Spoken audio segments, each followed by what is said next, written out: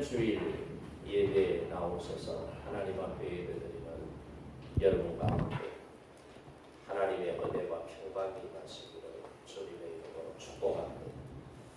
예전에 저는 어린 시절 운동회를 굉장히 좋아했던 것 같습니다.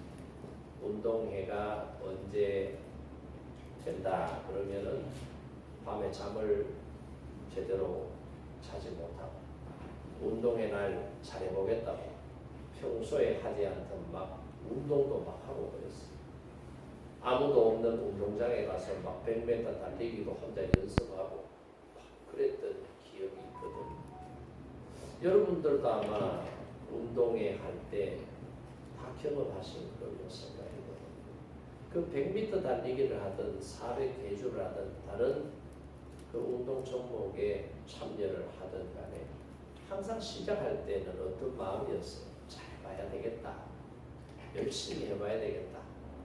달리기 잘해서 1등 이 손목에다가 파란 도장 하나 팍 박아가지고 나중에 줄 서면 1등 줄, 2등 줄, 3등 줄에서 다 뛰고 나면은 한반 아이들이 다 뛰고 나면 선생님이 노트 3권, 노트 2권, 노트 1권 이렇게 받고 싶은 마음에서 우쭐대고 자랑하고 싶은 마음에서 운동회를 기다리고 운동회 때 내가 할 종목을 미리 연습했던 그런 기억들이 있지 않습니까? 누구나가 다 상 받기 위해서 한번 잘 해보고 자랑하려고 그렇게 했던 기억들이 있습니다. 근데 막상 이런 마음을 가지고 달리기를 하지만 어떤 때는 3등 안에 못 들 때도 많았어요. 열심히 뛰지만 더 열심히 뛰고 더 잘 뛰는 친구들이 있으면 상을 못 받는 경우들이 간혹 있었던 경험이 있습니다. 오늘 이 본문의 말씀이 그런 말씀이에요. 결승선을 향해서 달려가는 운동선수처럼 우리의 인생이 마치 달리기를 하고 있는 그런 사람들이다. 그래서 이런 달리기를 하고 할 때에 어떤 때는 좋은 결과가 나와서 기뻐하고 자랑스러워하지만 어떤 때는 그렇지 못해서 기가 죽고 실망하고 할 때도 있다 이 말이죠. 그래서 한 해를 잘 달리고 이제 다시 새 해를 달려야 되는 지금 이 시점에 우리의 지나온 인생의 과거를 한번 되돌아보고 짧게는 2025년 한 해를 되돌아보면서 내가 잘 달렸느냐, 나의 달리는 그 과정 속에 또 달렸던 그 결과 속에 어떤 내용과 어떤 결과가 있었느냐, 그리고 만약 내가 원하고 기대했던 결과들이 없었다면 2026년 병오년 새해에는 어떤 마음의 다짐을 가지고 내가 부족한 부분을 채워나가면서 더 잘 준비해서 잘 달릴 수 있을까, 이런 내용들을 오늘 이 말씀을 통해서 다시 한 번 더 생각해보는 그런 송년주일이 되었으면 좋겠습니다. 그래서 사도 바울은 이 송년주일을 맞이하여 하나님 앞에 나와 예배드리는 정말 여러분에게 어떤 말씀을 주셨느냐, 뒤에 있는 것은 잊어버리고 앞에 있는 것을 잡으려고 표대를 향하여 달려가라, 그렇게 말씀하고 권면하고 있습니다. 이것은 단순히 자기 개발적인 메시지가 아니라 우리가 오직 예수 그리스도 안에서 우리에게 주어진 진짜 비전이 뭐냐, 우리가 붙잡아야 될 진짜 소망이 무엇이냐, 이것을 붙잡고 우리는 믿음이라고 하는 길을 어떻게 살아가야 할 것인지 영적인 도전이 우리 앞에 놓여 있다는 것입니다.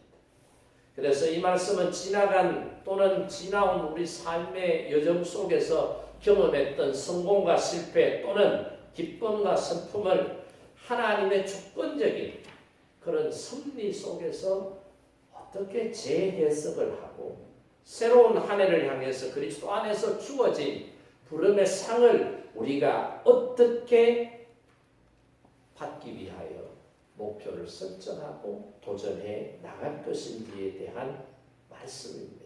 그래서 오늘 저는 과거는 잊고 미래로 나아가자라고 하는 주제를 가지고 오늘 이 말씀을 묵상해 보려고 합니다. 이 말씀을 통해서 저와 여러분에게 주시는 하나님의 메시지, 교훈이 무엇인지 깨닫고 각자 우리 삶에 적용해서 우리의 삶이 상을 받는 그리스도인의 삶이 되기를 주님의 이름으로 축복합니다.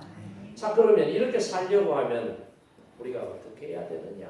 먼저 과거는 잊고 현재에 집중하면서 주님을 붙잡아야 된다. 이 말씀이에요. 이게 어디 나와요? 13절 말씀해 보세요. 13절 한번 봅니다. 형제들아, 나는 아직 내가 잡은 줄로 여기지 아니하고 오직 한 일, 즉 뒤에 있는 것을 잊어버리고 앞에 있는 것을 잡으려고 그랬습니다. 이 고백은 사도 바울이 자신의 지나온 삶을 되돌아보면서 한 부분에 있어서 후회하고 있는, 그러면서 후회가 후회로 끝나지 않고 그 후회를 뒤집어서 자기 삶을 변화시켜 놓는 결정적인 계기가 되었다는 것을 항의하고 있는 말씀이 13절 말씀이에요. 어떤 내용인지 여러분 기억하시나요? 사도 바울이 보세요. 다메섹 도상에서 부활하신 예수님을 체험하기 전에는 이름이 사울이었어요. 그 사울이 다메섹으로 왜 내려갔습니까? 예수님을 믿고 따르는 무리들을 찾아내서 벌 주기 위해서 내려간 거예요. 이때까지 바울의 삶을 지배했던 것은 뭐예요? 바울의 자랑이 뭐예요? 바울의 자랑은 나는 난지 8일 만에 할례를 받은 유대인 중에 유대인이다. 바리새인 중에 바리새인이다. 나는 율법을 정통으로 연구한 당대 최고의 학자였던 가마리엘 문화생으로서 율법을 익숙하게 배우고 있긴 율법학자라고 하는 것입니다. 나는 유대인이지만 우리 가문이 얼마나 부유하고 뛰어난 가문이냐면 유대인이면서도 로마의 시민권을 가지고 있는 그런 정도의 가문을 배경으로 하고 있는 사람이에요. 공회에서는, 산헤드린 공회에서는 나를 얼마나 신뢰하고 인정하느냐. 예수 믿는 사람들을 잡아가두는 일에 나를 책임자로 세워서 나를 사용하고 있다. 그런 정도의 생각을 가지고 늘 자긍심과 뿌듯한 그런 자부심을 가지고 살았던 사람이 사도 바울이었다. 이 말이에요. 그러면서 지금 빌립보 지방에 가서 복음을 전하는데 억울한 누명을 뒤집어 쓰고 감옥에 갇혀있는 그런 상황이다라고 하는 것을 바울이 이야기하고 있는 거죠. 그래서 사도 바울은 뒤에 있는 것에 얽매이지 않고, 다시 말해 과거에 자신의 부족하고 연약했던 부끄러운 과거에 얽매이지 않고 예수 그리스도를 영적으로 체험하고 믿음의 주로 영접하고 난 이후에 달라지고 변화된 자신의 삶의 모습으로 현재 지금 여기까지 오게 되었다는 것을 말씀해 주고 있습니다. 그러니까 바울의 이 삶과 이 짧은 함축된 한 절의 말씀을 통해서 우리가 깨달아야 될 것은 뭐냐? 지나온 우리의 과거의 삶 속에 실수한 것도 있다 이 말, 실패할 때도 있었다 이 말, 돌아가기 싫은 그런 내용들도 있다. 근데 그것 때문에 우리가 발목 잡혀서 늘 고통스러워하고 신음하고 괴로워하고 그런 모습들을 여전히 벗어 던져버리지 못하고 여기 지금 이 자리에 있는 사람들도 있을 수 있다는 거예요. 그때 그러지 않았다면, 그때 잘 했었더라면, 늘 과거에 매여서 현재를 살아가지 못하고 있는 많은 그리스도인들이 우리 안에 있다 이 말씀. 그런 사람들을 향해서 사도 바울은 뭐예요? 과거를 잊어버려라. 내가 잘못하고 실수하고 그때만 생각해도 끔찍하고 그것이 상처가 되고 고통이 되고 나를 괴롭히는 찌르는 가시와 같은 역할을 한다면 잊어버려라. 그리고 현재를 직시하고 미래를 향해 나아가는 삶의 저사를 가져야 된다. 그렇게 하려고 하면 어떻게 해요? 예수 그리스도를 붙잡아야 된다라고 하는 것을 강조하고 있는 것을 볼 수가 있습니다. 우리가 새로운 삶을 시작하려고 하면은 우리 힘으로, 우리 의지로는 되지 않습니다. 늘 새로운 마음을 가지고 결단을 합니다. 잘해봐야지, 고쳐야지, 안 해야지. 그런 생각을 하는데 이게 3일을 제대로 넘기지 못하고, 그래서 지혜로운 조상들이 만들어낸 말 가운데 작심삼일이라 우리 힘으로는 안 된다. 과거를 잊고 현재를 직시하고 미래지향적인 삶을 살려고 하면 우리가 누구를 붙잡아야 되느냐? 예수님을 붙잡아야 된다. 왜요? 우리를 온전케 하시는 분은 예수 그리스도 한 분밖에 없기 때문이다. 이 사실을 저와 여러분이 깨닫고 믿음으로 살아갈 수 있기를 바랍니다. 뒤의 것은, 지나간 것은, 과거는 정리를 할 수 있어야 돼요.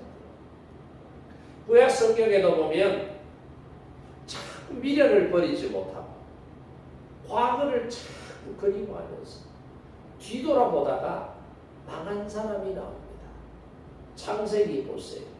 창세기에 보면은 그렇게 살다가 망한 사람에 대한 이야기가 19장에 나오는데 그 사람의 이름이 뭐예요? 이름 없어요. 그 사람은 누구라고 표현이 되어 있어요? 롯의 아내라고 표현이 되어 있습니다. 창세기 19장에 보면 소돔과 고모라 도성이 죄가 너무 넘쳐나는 거예요. 사람들이 생각하고 말하고 행동하는 게 전부 다 죄예요. 하나님께서 그걸 아시고 소돔과 고모라 성을 멸망시키기 위하여 아브라함에게 먼저 말씀을 주셨더니 아브라함이 의인 50명, 의인 45명, 의인 40명, 30명, 20명, 10명 하나님께 끊임없이 기도하면서 그 도성에 살고 있는 조카와 그의 가족들을 보호하기 위해서 하나님께 매달리면서 의인 10명까지 그 성에 그 많은 사람들 중에 하나님을 믿고 신앙하는 신실한 경건한 신앙인 10명이 설마 없겠느냐 생각하고 그렇게 기도했는데 막상 때가 되어 천사가 그 도성을 멸망시키기 전에 롯의 가족을 구출하기 위하여 롯의 가정을 방문하잖아요. 동네에 들어갔더니 동네 남자들이 새로운 낯선 사람 둘이 왔다는 것을 알고는 어떻게 해요? 그 사람을 성폭행하려고 해요.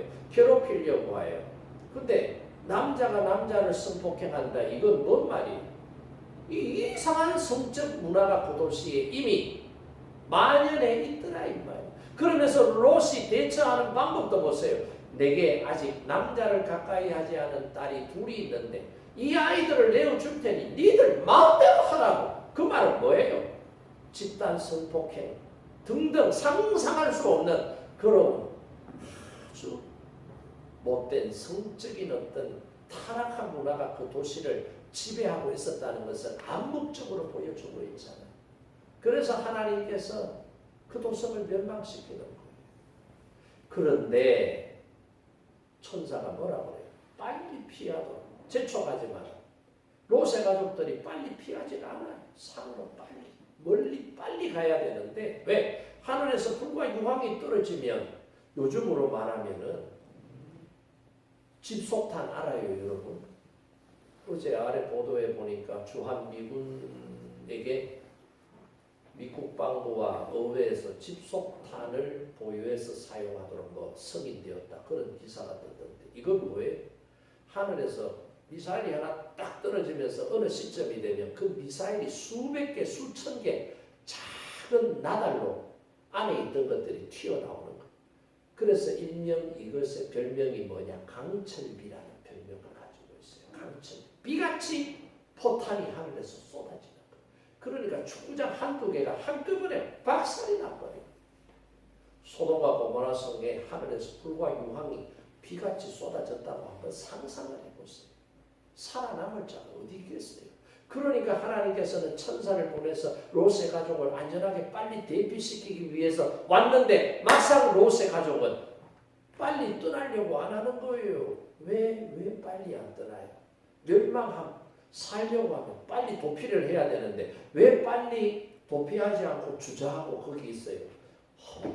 내가 여기 와서 기나긴 세월 동안 얼마나 열심히 애쓰고 노력하며 살았는데 먹을 것 안 먹고 쓸 것 안 쓰면서 내가 허리띠 쫄라매면서 내가 여기서 살았는데 그래서 이 많은 것들을 이루어 놨는데 이게 시간을 줘서 피할 수 있도록 재산을 옮겨 놓을 수 있도록 여유를 주면 좋은데 갑작스럽게 찾아와서 지금 이 밤이 지나면 멸망한다는 거예요. 빨리 도피하라는 거예요. 아무것도 못 가지고 가는 거예요. 그러니 얼마나 속상했겠어요. 얼마나 안타까웠겠어요.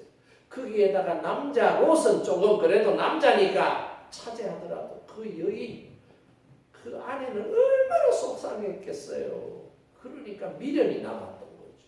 아쉬워서 떠나지 못. 아유 이것도 가져가야 되는데 저것도 가져가야 되는데 이것도 사연이 있고 저것도 사연이 있는데 이러다 보니까 정리가 안 되는 거예요. 떠나지 못하는 거예요. 막상 길을 떠났는데 한참 가다 보니 막 소리가 들리는 거예요. 막 느낌이 오는 거예요. 그래서 우리 집 왜 됐을까? 우리 들판은 어떻게 됐을까? 우리 양과 염소들은 어떻게 됐을까? 이런 생각에서 롯의 아내가 어떤 행동을 하게 되죠? 뒤돌아보지 말라고 했는데 뒤돌아보더라.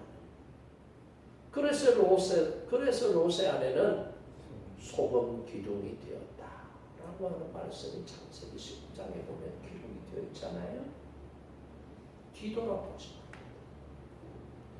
우리도 뒤돌아보고 싶어요. 그런데 오늘 말씀에 뒤돌아보지 마라.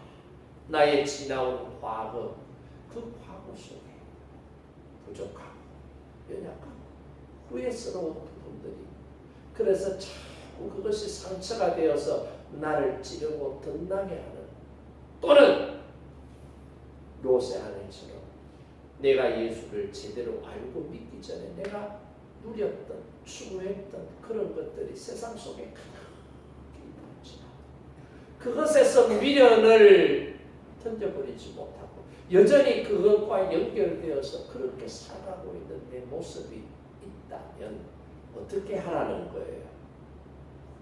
끊어내라는 거예요. 아기가 엄마 뱃속에서 약 10개월 동안 자라잖아요.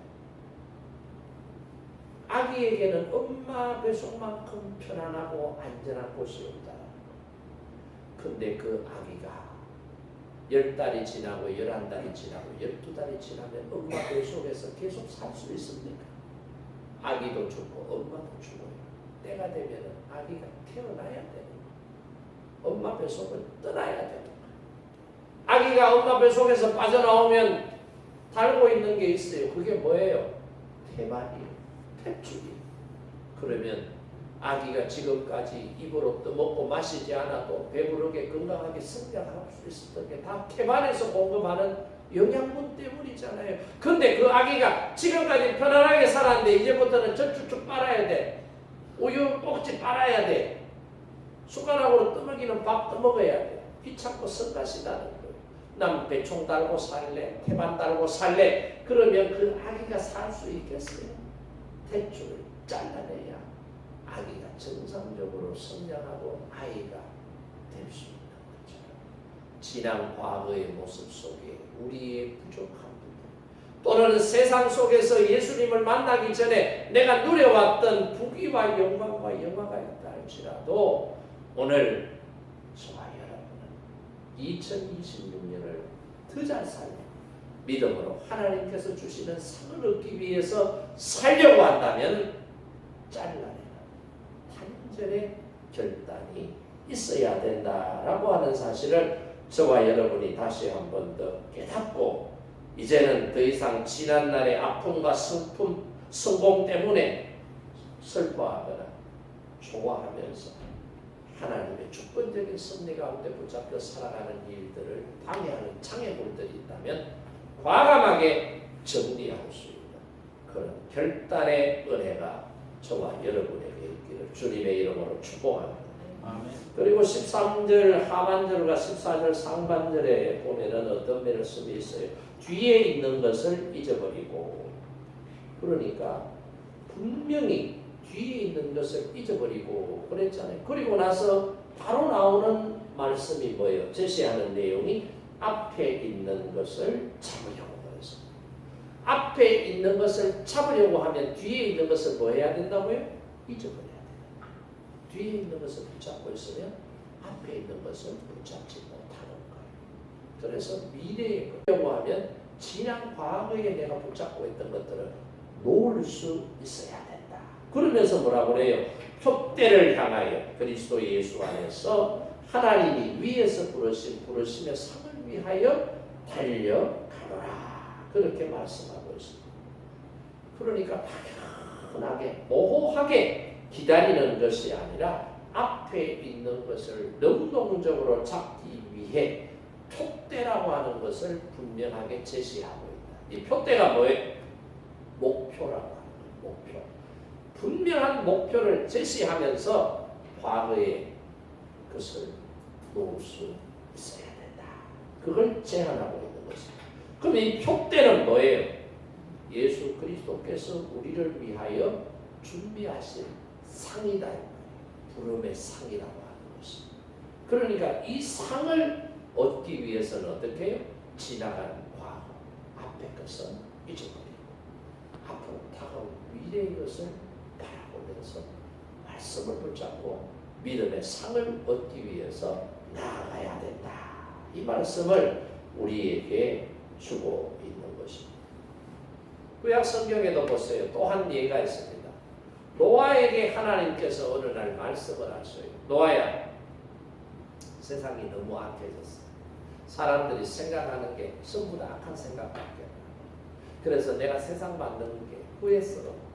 그래서 너에게만 알려주는데 이제 때가 되면 내가 물로 세상을 심판할 거야. 그러니까 너는 지금부터 방주를 만들어. 그렇게 하나님께서 노아에게 말씀을 하셨습니다. 그런데 지금까지 사람들은 한 번도 홍수로 사람들이 죽거나 큰 위험을 당한 경험을 안 했던 거예요. 그래서 노아도 하나님께서 물로 심판을 하신다. 이해가 되지 않는 부분들이 있었을 거예요. 그럼에도 불구하고 하나님께서는 물로 심판하신다는 하나님의 말씀을 듣고 실천하게 됩니다. 근데 우리가 잘 아는 것처럼 배를 만들면 어디서 만들어야 돼요? 현대조선, 대우조선, 삼성중공업 어디 다 있습니까? 울산 앞바다에 있고 거제도 바닷가에 다 있어요. 배를 만들려고 하는 큰 강이나 바닷가에 있습니다. 근데 노아가 만든 배는 축구장 하나 크기의 배이기 때문에 티그리스 강, 유프라테스 강에서는 필요 없는 규모의 배. 그러니까 큰 배를 만들려고 하면 바닷가로 가야 돼요. 바닷가로. 근데 노아가 배를 만든 장소는 어디예요? 산이에요. 왜? 하나님께서 물로 심판하시면 이것도 물에 잠긴다라고 노아는 생각했던 거예요. 그리고 산에는 필요한 제목들이 많잖아요. 재료들이 있으니까. 거기에서 배를 만들거든요. 이렇게 배를 만드니까 동네 사람들, 주변 사람들, 친구들이 노아에게 야, 노아야, 너 뭐하니? 배 만들어. 뭐 때문에? 하나님께서 물로 심판하신다고 했어요. 심판받지 않고 구원받으려고 하면 배 안에 들어가야 된다고 했어요. 그래서 하나님께서 배를 만들려고 해서 내가 배를 만드는 거야. 우리 가족들하고. 너도 같이 동참하자. 같이 배 만들자. 그러니까 그 사람들이 뭐라 그래요? 웃기고 자빠졌네 그럽니다. 지금까지 우리가 사는 수백 년의 세월 동안에 한 번도 물로 심판을 당한 경험이 없는데, 어려움이 없는데 무슨 쓰잘데기 없는 짓을 그런 말을 하면 그 에너지 가지고 다른 데 쓰면 훨씬 더 즐겁게 재미있게 행복하게 자아를 개발하고 실현하면서 살 수 있는데 왜 쓸데없이 아침부터 저녁까지 막일하고 노가다하고 힘들게 그렇게 사느냐. 되지도 않을 짓을 왜 하고 있느냐. 사람들이 그렇게 핀잔을 하면서 노아가 방주 만드는 일은 우습게 여기고 지나가게 되죠. 정확하게 성경에는 몇 년이라고 하는 방주를 만든 기간이 나오질 않습니다만 우리는 어릴 때 교회 학교 다니면서 성경 공부하고 노래 부르다 보니까 노아가 방주 만든 기간을 약 120년이라고 그렇게 이해를 하는데 성경에는 120년이라고 기록은 나오질 않습니다. 긴 시간 동안 방주를 하나님께서 만들라고 말씀하신 대로 삼층으로 만들고 창을 내고 지붕을 덮고 그래서 하나님께서 보내시는 모든 짐승들과 곤충들과 새들을 한 상씩 또는 정결한 짐승은 7씩 태울 수 있도록 그 공간을 다 만들어내요.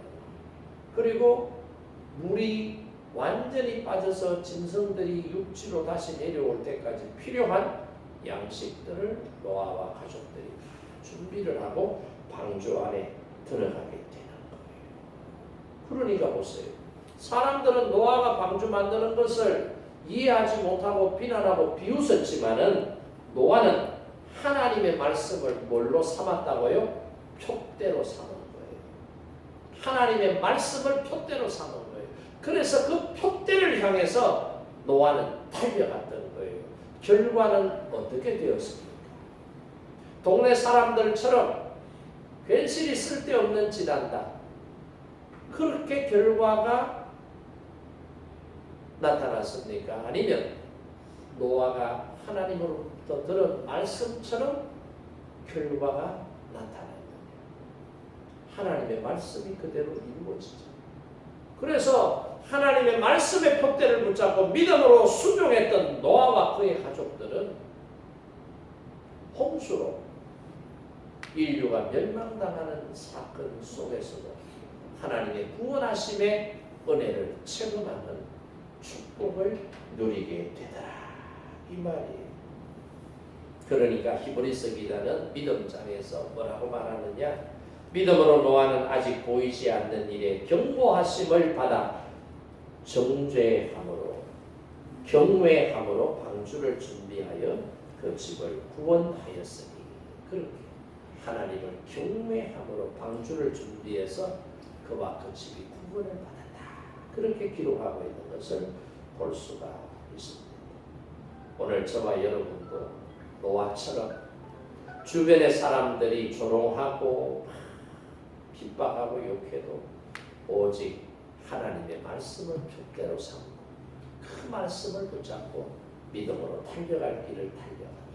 그래서 부름의 상을 받는 은혜가 있기를 바랍니다. 20세기의 성자라고 불리는 사람들이 많이 있습니다. 그 중에 우리가 잘 알고 있는 알버트 슈바이처라고 하는 사람도 촛대를 향해서 자기 인간적인 욕심을 다 내려놓고 사람들이 인간적으로 기대하는 기대치를 다 내려놓고 아프리카 가봉이라고 하는 나라에 가서 복음을 역동적으로 전했던 훌륭한 신학자요, 음악가요, 그리고 의료 선교사였다라고 하는 사실을 우리가 잘 알고 있지 않습니다. 누구나가 다 그렇습니다. 누구나가 다 예술을 한다, 신학을 한다. 거기에다가 의학 공부까지 한다. 그러면 만약에 여러분의 자녀라면 여러분의 가까운 친척이 이런 라이센스를 다 취득해서 저 가난한 나라 힘들고 어렵게 살아가는 사람들에게 다가가서 그들을 위하여 봉사하고 섬기려고 한다면 여러분의 반응은 어떻게 나타날 것 같아요? 여러분의 자녀가 그러면 아이고 얘야 너 정말 좋은 선택을 했구나. 너 훌륭하다. 가서 열심히 해. 라고 여러분께서 그렇게 결정한 자녀들을 축복하고 그 결정을 존중하겠습니까? 아니면 야야 무슨 소리 하노? 너 의사인데 한국에서 너 페이 닥터에도 한 달에 1,600만 원 번다? 너 개업해서 1년 하면은 2억, 3억, 많게는 8억, 10억까지도 버는데 10년 같으면 돈이 얼마야? 그 돈 가지고 부동산 또 투기해봐. 목 좋은 데 상가 사고 아파트 사가지고 투자해놓으면 얼마나 될지 모르는데 야, 정신이 있나 없나? 정 차려라 이놈아. 이렇게 반응을 하겠느냐. 교인들 중에도 이런 뛰어난 능력과 재질을 가지고 있는, 그러면서도 라이센스를 가지고 있는 자녀를 둔 사람들, 부모들의 반응은 대체적으로 안 믿는 사람들하고 비슷해요. 세상적인 사람들하고 비슷한 결정을 하더라 이 말이에요. 우리 교회도 보세요. 아이는 교회 나와도 부모가 안 나오니 이제 고등학교 2학년이 되니 부모가 전화가 왔어요. 이제 우리 아이는 2년 동안 교회 안 보낼 생각입니다. 그렇게 아세요라고 전화가 옵니다.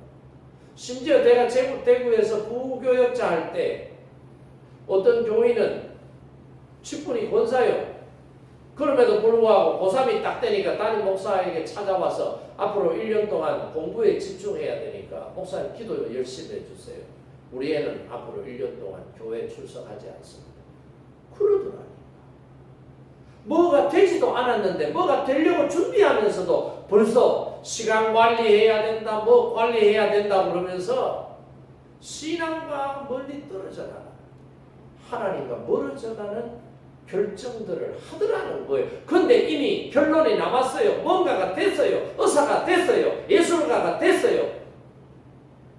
그런 자식들이 제3국 가난한 나라에 가서 알지도 못하는 불특정 다수를 위하여 의료 봉사한다, 선교 봉사한다, 음악으로 봉사한다 그러면 잘한 결정이라고 박수치면서 보낼 부모가 과연 몇이나 되겠느냐. 그런데 알버트 슈바이처 박사는 잠시 영화를 누리는 삶의 미래를 선택하는 것이 아니라 하나님께서 원하시고 기뻐하시는 미래를 선택하면서 그들을 위로하고 그들을 돌봐주고 그들과 더불어 함께 살면서 그곳에 하나님의 나라를 세워나가는, 하나님의 뜻을 이루는 일에 쓰임받는, 그래서 21세기가 되었지만 아직도 많은 사람들의 머릿속 그리고 입을 통해서 알버트 슈바이처라고 하는 이 위대한 신앙인, 선교사, 음악가, 의료봉사자, 신학자를 우리가 기억하고 저도 오늘 입에 담고 있는 것이 아니겠습니까? 그러니까 우리 삶에 있어서 우리가 앞으로 살아갈 때 나는 어떤 삶을 지향해야 될 것인가? 잠시 살기 위하여 영원한 가치를 버리는 어리석은 선택을 할 것인가? 잠시 세상 살면서 세상 속에서 세상 사람들에게 인정받고 떵떵거리면서 누리면서 삶을 살고 그 이후의 삶은 포기해버리는 어리석은 길을 선택하는 사람이 될 것인지, 아니면 세상에 살면서 나의 권리를 조금 포기하고 편리를 조금 포기하면서 더 많은 사람들에게 하나님의 사랑과 선한 영향력을 나타내는, 그래서 나는 좀 힘들고 어렵더라도 더 많은 사람들에게 기쁨을 주고 살아계신 하나님의 은혜를 체험하며 함께 살아가는 하나님의 나라를 만들기 위해서 기꺼이 나를 포기할 수 있는, 그래서 앞을 바라보며 족대를 향해 상 주실 하나님의 말씀을 붙잡고 내가 순종하며 살아갈 것이냐를 다시 한 번 더 우리 스스로를 되돌아보면서 이 시간 결단하는 은혜가 저와 여러분 가운데 있기를 바랍니다. 하나님은 우리를 머슴 부리듯이, 나쁜 주인이 머슴 부리듯이 우리를 부리시는 분이 아니라 하나님은 우리에게 가장 좋은 선택, 가장 귀한 것을 주시고자 하시는 분인 줄로 믿습니다. 그 증거가 어디에 나타나요? 유일하신 하나님의 아들 독생자 예수 그리스도를 친히 이 땅에 보내시고 하나님의 아들 되신 예수 그리스도를 십자가의 대속의 제물로 내어 주시기까지 사랑하신 분이 누구예요? 하나님은 값진 희생을 지불하시고 우리를 죄에서 구속하시고 하나님의 자녀 되게 하시고 하나님의 자녀로 살아가게 하시는 거 아닙니까? 그 하나님이 우리에게 상 주시기 위하여 준비해 놓고 계신다는 사실을 오늘 다시 한 번 더 깨닫고 우리를 부르시고 우리에게 상 주실 하나님을 바라보고 2026년 한 해를 시작하는 저와 여러분이 될 수 있기를 주님의 이름으로 축복합니다. 우리 시간 자리에서 일어나셔서